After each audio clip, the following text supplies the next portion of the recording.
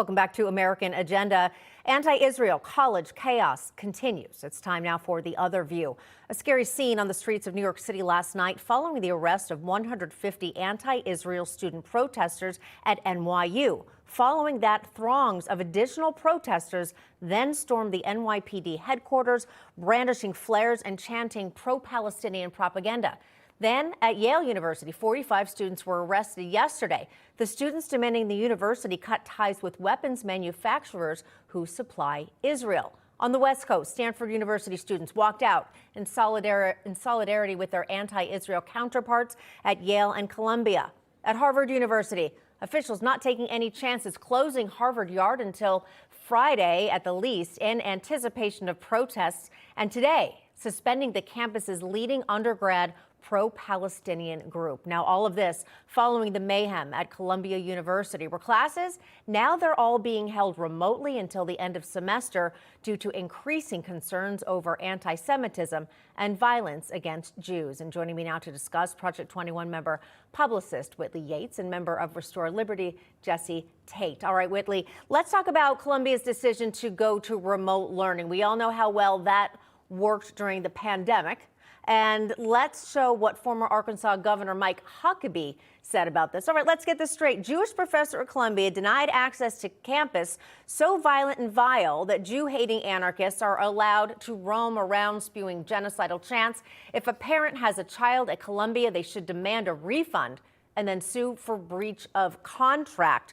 Whitley, what do you think? At the very least, your reaction to these remote classes, is that really what should be done?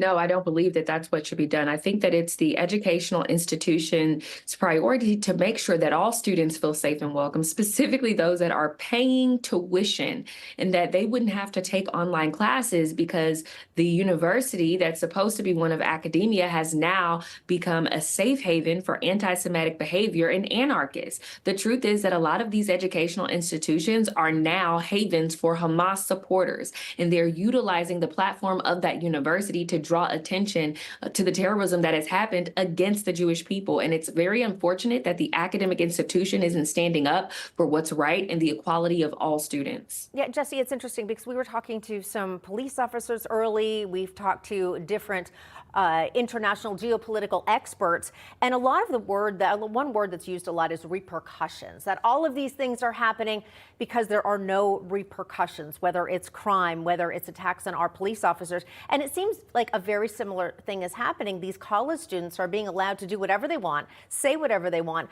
miss school with absolutely no repercussions. Some are saying that visas should immediately be revoked from any students there, scholarships for any students involved. They should be taken away, expulsion, failed classes. Do you think if there were actually consequences, that would help?